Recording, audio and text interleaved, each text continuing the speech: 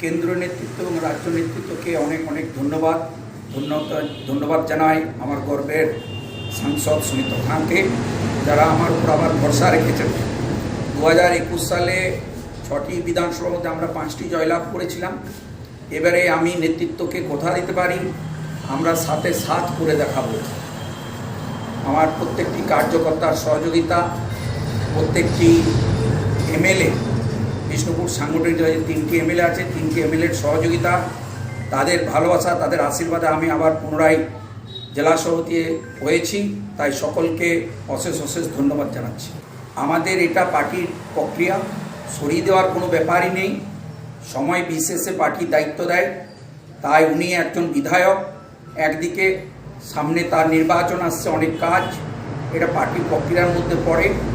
তিনি যে কাজ অসমাপ্ত যে বাকি আছে, সেই কাজ আমি আবার সাংগঠনিকভাবে সেই কাজ পূরণ করব।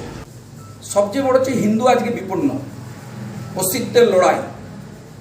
পশ্চিমবাংলায় হিন্দুদেরকে টিকে থাকতে হলে ভারতীয় জনতা পার্টি ছাড়া বিকল্প কোনো রাস্তা নেই। বাম তৃণমূল জোট করে মুসলিম তোষণ করছে। ভারতীয় জনতা পার্টি হিন্দুত্বের জন্য লড়াই করবে। হিন্দুত্বের অস্তিত্ব টিকিয়ে থাকতে হলে আমাদেরকে ভারতীয় জনতা পার্টিতে প্রত্যেকটি সাধারণ মানুষকে আহ্বান করব যে এগিয়ে আসুন, পশ্চিমবাংলাকে আবার পুনরায় শক্তিশালী করি। তাই আমরা সকলকে এটাই আহ্বান করব। নিশ্চিতরূপে ভারতীয় জনতা পার্টি এই বিধানসভায় ক্ষমতায় আসবে, কেননা পশ্চিমবাংলার মানুষ বীতশ্রদ্ধ হয়েছে।